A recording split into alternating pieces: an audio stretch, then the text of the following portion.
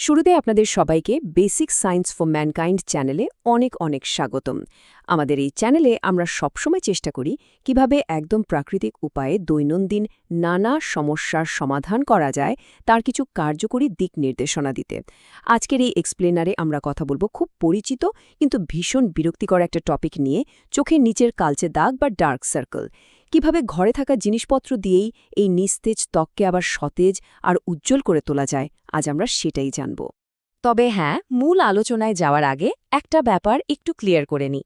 আমরা এখানে যে সব ন্যাচারাল সলিউশন দিচ্ছি সেগুলো অ্যাপ্লাই করার আগে অবশ্যই অন্যান্য সোর্স থেকে একটু ভেরিফাই করে নেবেন বা বিশেষজ্ঞদের পরামর্শ নেবেন, কারণ সবার ত্বক তো আর একরকম হয় না, তাই নিজের জন্য যেটা সবচেয়ে ভালো সেটাই বেছে নেবেন। তো চলুন এক নজরে দেখে নিই আজকের এই আয়োজনে আমরা কি বিষয় কভার করছি। প্রথমে জানব চোখের নিচে কালচে দাগ আসলে কেন হয়। এরপর থাকবে ত্বক উজ্জ্বল করার কিছু দুর্দান্ত প্রাকৃতিক উপায়। তারপর দেখব কিভাবে ভেতর থেকে স্কিন গ্লো করানো যায়। এরপর থাকছে রোদ থেকে সুরক্ষা ও সতর্কতা। আর একদম শেষে জানব এই রুটিন থেকে কখন রেজাল্ট পাওয়া যাবে এবং কখন আসলে ডাক্তারের কাছে যাওয়া উচিত। চলুন আমাদের প্রথম সেকশনে যাওয়া যাক। যে কোনো সমস্যার রুট কজ বা মূল কারণটা জানা কিন্তু সবচেয়ে জরুরি, তাই না? শুরুতেই একটা প্রশ্ন করি, কখনো কি ভেবে দেখেছেন আমাদের মুখের অন্যান্য জায়গা একদম ঠিকঠাক থাকলেও চোখের নিচে কেন সবার আগে কালি পড়ে?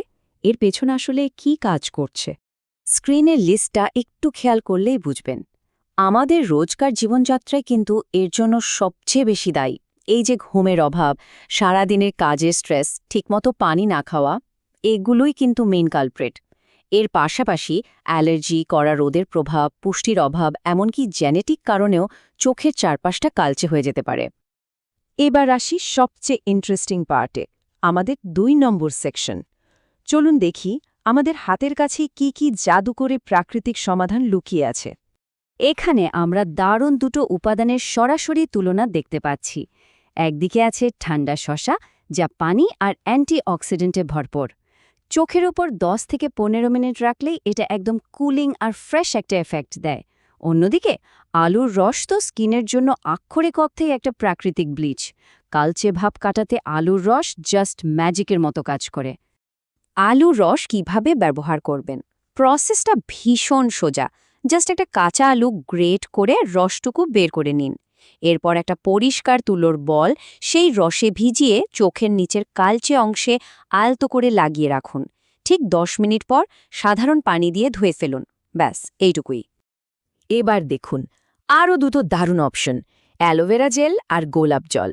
সারা রাত ত্বককে হাইড্রেটেড আর শান্ত রাখতে চাইলে রাতে ঘুমানোর আগে খাঁটি অ্যালোভেরা জেল লাগিয়ে রাখুন, সকালে ধুয়ে ফেলুন। আর যদি খুব দ্রুত একটা রিফ্রেশিং ফিলিং চান, তাহলে তুলায় গোলাপ জল ভিজিয়ে 10 মিনিট চোখের ওপর রাখুন, একদম প্রশান্তি লাগবে। স্কিন ব্রাইটেনিংয়ের আরেকটা চমৎকার রুটিন হল বাদাম তেল আর ভিটামিন ই এর কম্বিনেশন।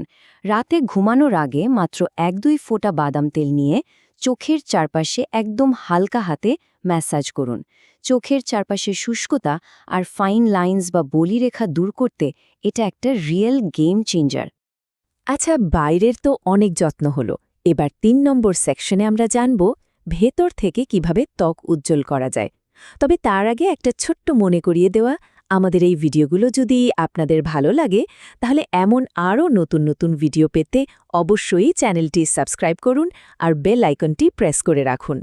স্ক্রিনের এই সংখ্যাটা খেয়াল করুন, 2 থেকে 3, মানে প্রতিদিন আপনাকে অন্তত 2 থেকে 3 লিটার পানি পান করতে হবে শরীরকে ভেতর থেকে হাইড্রেটেড রাখতে আর ডার্ক সার্কেলের বিরুদ্ধে লড়তে। এর কোনো বিকল্প নেই। আর এই 7 থেকে 8 সংখ্যাটা হলো আপনার প্রতিদিনের ঘুমের কোটা। রাত জাগলে যে চোখের নিচে কালি পড়বে, এটা তো অবধারিত। তাই প্রতিদিন 7 থেকে 8 ঘন্টার একটা নিরবিচ্ছিন্ন ঘুম নিশ্চিত করাটা ভীষণ জরুরি। আর এই চার্টটা একদম পরিষ্কার করে বুঝিয়ে দিচ্ছে যে আমাদের ডায়েট কতটা ইম্পর্ট্যান্ট। ভিটামিন সি, ই আর আয়রন সমৃদ্ধ খাবারগুলো স্কিনের জন্য জাস্ট আশীর্বাদ। রোজকার খাবারে কমলা, আমলকি, গাজর, পালং শাক আর বাদাম রাখুন। এগুলো ভেতর থেকে পুষ্টি জুগিয়ে ত্বককে হেলদি আর গ্লোয়িং করে তুলবে। আমরা এবার 4 নম্বর সেকশনে চলে এসেছি, রোদ থেকে সুরক্ষা ও সতর্কতা। শুধু স্কিনের যত্ন নিলেই তো হবে না, বাইরের ড্যামেজ থেকেও তো একে বাঁচাতে হবে, তাই না? একটা ব্যাপার সবসময় মনে রাখবেন, আমাদের চোখের চারপাশের ত্বক কিন্তু শরীরের অন্যান্য অংশের তুলনায় অনেক বেশি পাতলা। আর ঠিক এই কারণেই রোদ বা ধুলোবালিতে এটা খুব দ্রুত ড্যামেজ হয়ে যায়। তাই প্রোটেকশনের জন্য দুটো কাজ অবশ্যই করতে হবে। প্রথমত, রোদে বাইরে বেরোলে অবশ্যই সানগ্লাস পরবেন, আর দ্বিতীয়ত SPF 30 বা তার চেয়ে বেশি পাওয়ারের সানস্ক্রিন ব্যবহার করতে একদম ভুলবেন না।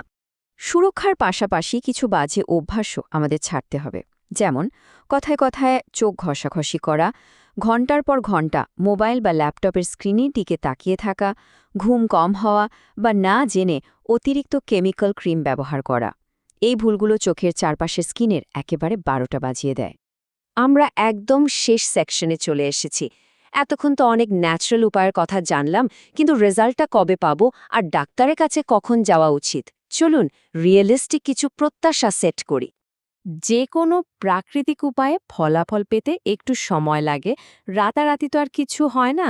প্রথম দিন রুটিন শুরু করার পর সাধারণত 2 থেকে 4 সপ্তাহের মধ্যে আপনারা দৃশ্যমান কিছু পরিবর্তন খেয়াল করবেন।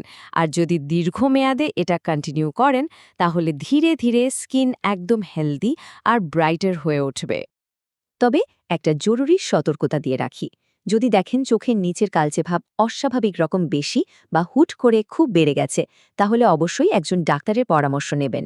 কারণ এটা শুধুমাত্র ত্বকের সমস্যা না হয়ে অ্যালার্জি, সাইনাস বা অ্যানিমিয়ার মতো কোনো ইন্টারনাল ইস্যুর লক্ষণও হতে পারে। তো আজকের এক্সপ্লেনারটা এখানেই শেষ করছি। তবে যাওয়ার আগে আপনাদের কাছে আমার একটা প্রশ্ন, আগামীকাল সকালে একটু বেশি উজ্জ্বল আর সতেজ চোখের জন্য আজ রাতে আপনারা নিজেদের কোন প্রাকৃতিক অভ্যাসটা পরিবর্তন করতে যাচ্ছেন একটু ভেবে দেখবেন। কিন্তু আজ এ পর্যন্তই, সবাই ভালো থাকবেন, সুস্থ থাকবেন।